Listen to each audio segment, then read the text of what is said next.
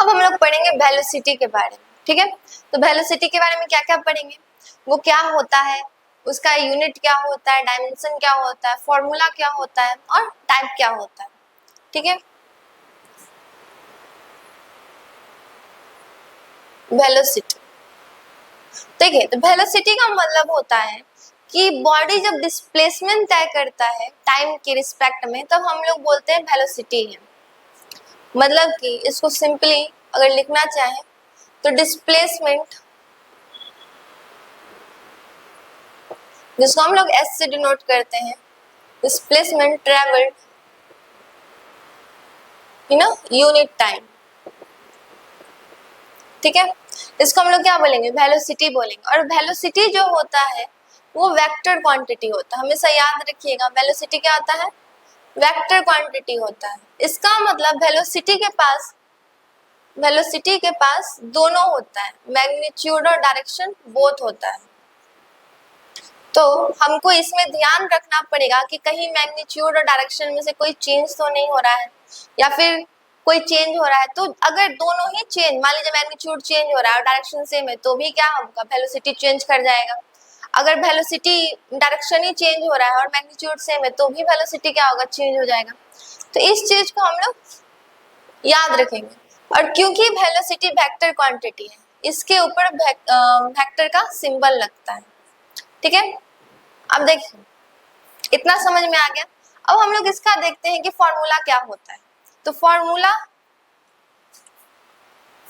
इसका क्या होता है, तो velocity is equal to displacement by time.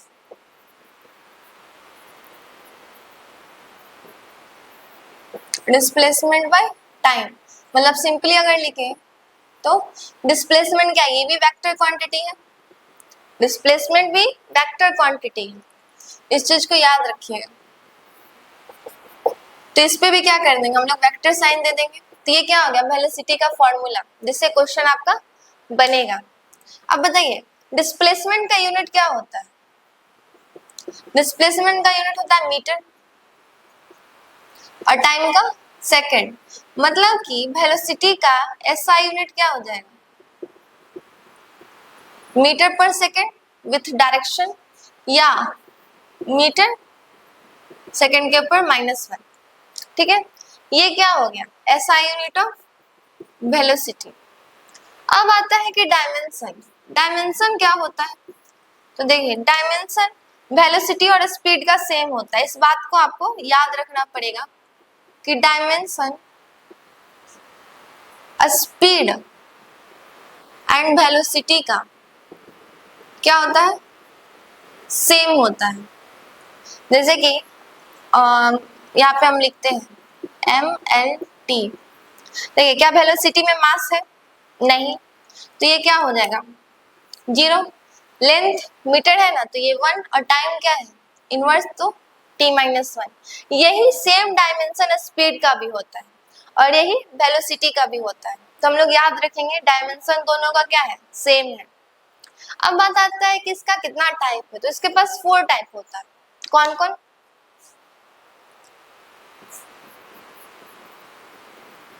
Type of velocity, ठीक है। तो इसके पास होता है uniform velocity, non uniform velocity, instantaneous velocity और एवरेज वेलोसिटी। तो हम लोग पहले पढ़ते हैं यूनिफॉर्म वेलोसिटी पे। नहीं, क्योंकि ये वेलोसिटी है, इसका मैग्नीट्यूड और डायरेक्शन हमको दोनों साथ लेके चलना पड़ेगा। तो यूनिफॉर्म वेलोसिटी तब कहलाएगा जब मैग्नीट्यूड और डायरेक्शन दोनों क्या हो, हमेशा सेम रहे, दोनों में कोई चेंज ना हो। इसका मतलब इसका मैग्नीट्यूड एंड डायरेक्शन बोथ हमेशा क्या होना चाहिए, इसका दोनों हमेशा सेम रहना चाहिए, ठीक है। तब क्या कहलाएगा, ये यूनिफॉर्म वेलोसिटी। मतलब कि कोई बॉडी सेम डिस्प्लेसमेंट या बोल सकते हैं सेम डिस्प्लेसमेंट तय करा और उसका डायरेक्शन भी क्या हो तय, मतलब कि चेंज ना हो, तो अब हम उसको बोलेंगे यूनिफॉर्म वेलोसिटी। अब आता है नॉन यूनिफॉर्म वेलोसिटी। तो नॉन यूनिफॉर्म वेलोसिटी होता है, इसका मतलब होता है कि इसमें का नॉन यूनिफॉर्म वेलोसिटी का मतलब होता है कि आप इसमें या तो कभी मैग्नीट्यूड चेंज हो जाए या तो डायरेक्शन चेंज हो जाए या तो दोनों ही चेंज हो जाए तो क्या होगा, नॉन यूनिफॉर्म वेलोसिटी होगा। या तो मैग्नीट्यूड चेंज हो जाए या डायरेक्शन चेंज हो जाए या फिर दोनों के दोनों चेंज हो जाए, मतलब इसमें दोनों चेंज होना है।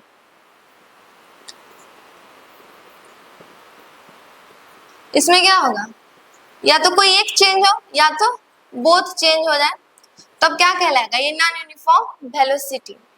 तो आपके दिमाग में क्लियर हुआ होगा कि यूनिफॉर्म तब कहेंगे जब उसका कुछ भी चेंज ना हो रहा हो, और नॉन यूनिफॉर्म तब कहेंगे या तो मैग्नीट्यूड चेंज हो या तो डायरेक्शन चेंज हो या तो बोथ दोनों ही चेंज हो जाए एक साथ, तो क्या हो जाएगा, नॉन यूनिफॉर्म वेलोसिटी। तो इस चीज को आप नोट डाउन कर लीजिए, ठीक है। अब हम पढ़ते हैं इंस्टेंटेनियस और एवरेज वेलोसिटी, ठीक है। थर्ड टाइप पढ़ते हैं इंस्टेंटेनियस वेलोसिटी। इसका मतलब होता है कि कोई ऑब्जेक्ट जा रहा हो, पास कर रहा हो, हम आपको एट इंस्टेंट पूछ दे कि बताइए इसका वेलोसिटी क्या है, तो उसको बोलते हैं इंस्टेंटेनियस वेलोसिटी। अगर आप लिखना चाहें तो लिख सकते हैं velocity at some particular instant,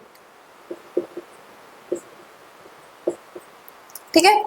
ये पार्टिकुलर इंस्टेंट याद रखना कि कोई भी ऑब्जेक्ट जा रहा हो और पार्टिकुलरली हम आपको एट इंस्टेंट उसी मूवमेंट पे बोल दे कि बताइए इसका वेलोसिटी क्या है, तो उसको बोलते हैं इंस्टेंटेनियस वेलोसिटी।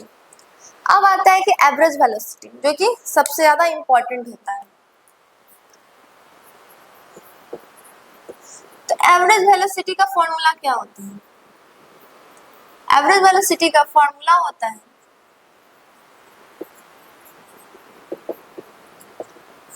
टोटल डिस्प्लेसमेंट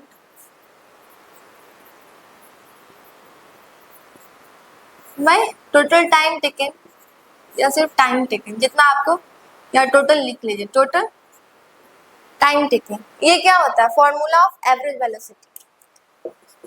जैसे कि क्वेश्चन आपको क्या बोलेगा कि कोई एक ऑब्जेक्ट है, वो स्ट्रेट लाइन पर ट्रेवल कर रहा है, ठीक है। तो स्ट्रेट लाइन पर ट्रेवल कर रहा है तो वो 20 मीटर तय किया 5 सेकंड में, और फिर 20 मीटर तय किया 5 सेकंड में। तो बताइए कि एवरेज वेलोसिटी क्या होगा। तो आपको क्या करना है कि स्ट्रेट लाइन है तो डिस्टेंस और डिस्प्लेसमेंट सेम होता है, तो डिस्प्लेसमेंट क्या हो जाएगा, 20 प्लस 20 मीटर, 20 मीटर प्लस 20, क्योंकि हमको टोटल डिस्प्लेसमेंट चाहिए और टोटल टाइम चाहिए, तो क्या होगा 40/10। तो इसका मतलब कि आपको आंसर क्या आएगा, 4 मीटर पर सेकेंड, ठीक है। ये क्या निकल गया, एवरेज वेलोसिटी। तो क्वेश्चन इतना इजी नहीं, क्वेश्चन थोड़ा कॉम्प्लिकेटेड देगा कि कोई बॉडी सर्कल में भी दे सकता है, स्ट्रेट पाथ पे भी दे सकता है, कि कोई बॉडी जा रहा था तो हाफ ऑफ अ डिस्टेंस वो 2 सेकंड में तय किया और फिर जो रिमेनिंग पार्ट था उसको 5 सेकंड में तय किया, तो बताइए उसका एवरेज वेलोसिटी क्या होगा। या फिर अगर कोई बोला कि बॉडी ए टू बी गया और वापस बी पे आ गया, मतलब अपने इनिशियल पोजीशन पे वो वापस आ गया, तो बताइए वेलोसिटी क्या होगा। तो आपको पता होगा, हम लोग डिस्प्लेसमेंट में भी ये बात पढ़े थे कि जब वो इनिशियल और फाइनल सेम पॉइंट हो, सेम ही पोजीशन पे इनिशियल और फाइनल हो जाए, तो वेलोसिटी क्या होता है, 0 हो जाता है। तो इस बात को आप नोट डाउन कर लीजिएगा, ठीक है। तो आप अभी तक हम लोग क्या पढ़े, वेलोसिटी क्या होता है, डायमेंशन क्या होता है, उसका यूनिट क्या होता है, फॉर्मूला क्या होता है। मैक्सिमम क्वेश्चन आपको एवरेज वेलोसिटी से ही पूछेगा। तो अगर बात सर्कल में भी कर दें कि कोई बॉडी सर्कल में मूव कर रहा है और ए से यहाँ पे ए है, या से चला फिर वापस ए पे आ गया, तो वेलोसिटी क्या हो जाएगा, 0, क्योंकि हमको पता है वेलोसिटी कैसा क्वांटिटी है, वेक्टर क्वांटिटी है। तो वेक्टर क्वांटिटी पॉजिटिव भी हो सकता है, नेगेटिव भी हो सकता है और 0 भी हो सकता है, ठीक है। आप इस बात को नोट डाउन कर लीजिए।